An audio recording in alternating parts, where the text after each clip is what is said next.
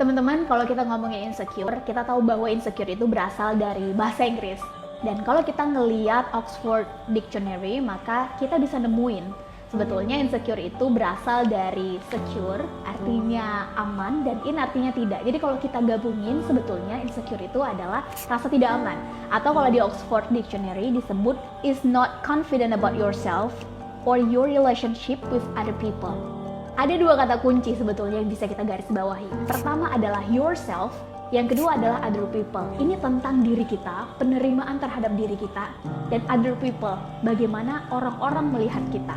Jadi dengan kata lain, sebetulnya kita bisa bertanya, sebenarnya confident kita selama ini dibentuk oleh diri kita sendiri yang mendefinisikan PD-nya kita, atau jangan-jangan selama ini orang lain yang mengisi PD kita itu. Kita bisa ambil contohnya, misalnya standar cantik. Selama ini cantik versi kita itu adalah cantik dari kita, atau lingkungan kita yang mendefinisikan cantik itu.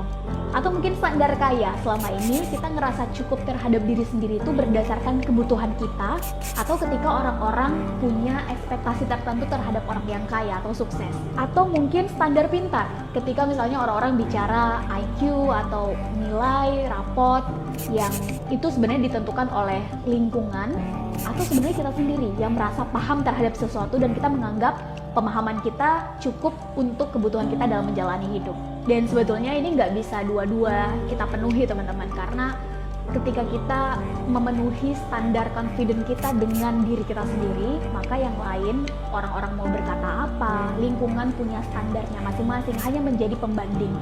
Nah, ketika kita nggak punya standar confident kita seperti apa, otomatis kita bakal sering mendengar apa kata orang. Ketika orang bikin standar sosial yang terbentuk dari satu umur tertentu, maka kita akan ikut. Dan menurut saya pribadi, bakal capek banget nggak sih kalau kita terus-terusan ngikutin ekspektasi orang, bagaimana orang memandang sesuatu, bagaimana satu nilai didefinisikan oleh satu kelompok umur tertentu di satu periode tertentu. Kayak yang tadi misalnya cantik, kaya, keren, cool, pintar. Otomatis di generasi Y akan berbeda nanti pintarnya dengan generasi Z. Generasi Z bakal beda nanti dengan generasi Alpha. Dan kalau kita terus ngikutin semua ekspektasi itu, nggak akan ada habisnya. People change. Nah, supaya kita nggak terus-terusan ikut arus dalam tema insekuritas ini, teman-teman, Sherly dalam video ini pengen banget ngajak kita semua untuk melakukan dua hal. Pertama adalah merefleksi ulang pada diri kita sendiri. Sebetulnya selama ini insecure kita itu berasal dari diri kita sendiri, atau ternyata kita ngikutin apa mau orang.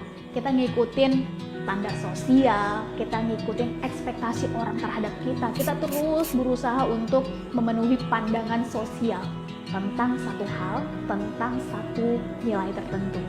Dan yang kedua, ketika semua orang melihat insekuritas ini sebagai satu hal yang negatif, saya pengen ajak teman-teman untuk melihat insecure ini dari sudut pandang yang positif. Insecure itu bagus, teman-teman. Apalagi kalau dilihat untuk perkembangan diri sendiri. Teman-teman bayangin, orang yang mengenal dirinya sendiri, tahu kekurangannya apa, tahu di mana batas kalau melakukan segala sesuatu, itu adalah mereka yang tahu kiranya dalam kurun waktu tertentu hal apa, skill apa, kemampuan apa yang harus kita tingkatin lagi, yang harus kita pelajari lagi. Contoh, Sherly nggak bagus dalam hal menulis. Skill menulis Sherly bisa dikatakan buruk.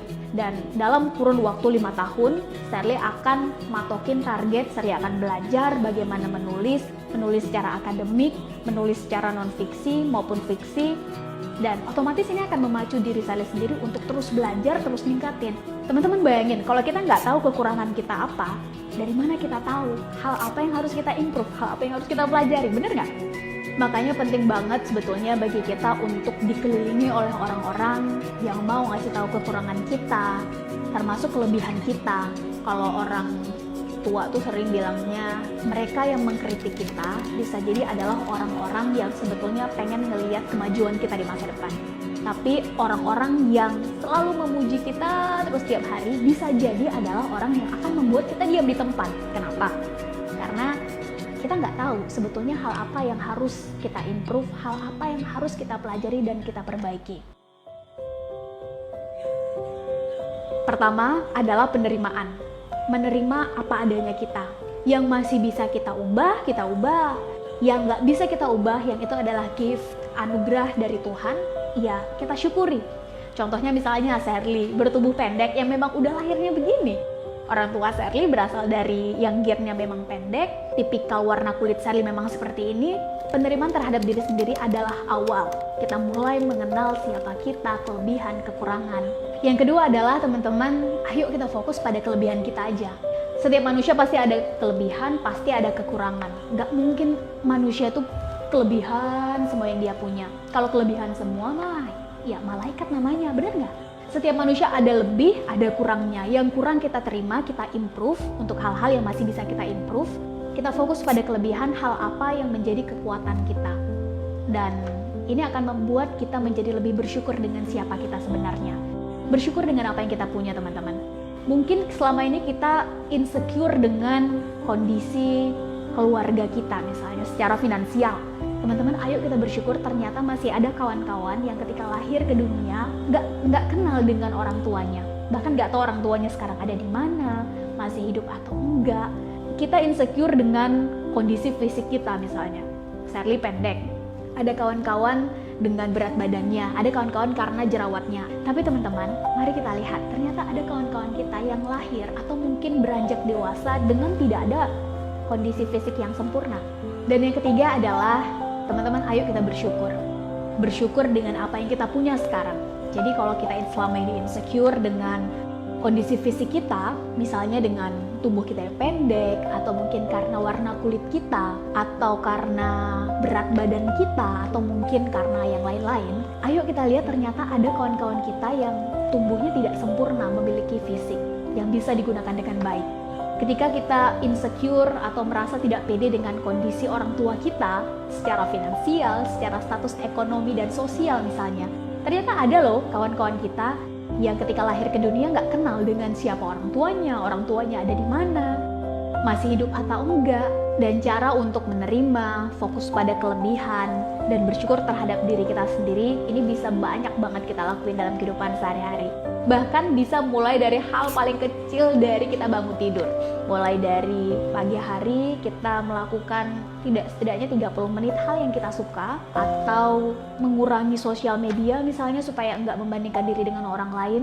Kita kelilingi orang-orang sekitar kita dengan teman-teman yang suportif. Suportif adalah yang ketika baik dipuji, ketika salah dikritik, sehingga semuanya balance.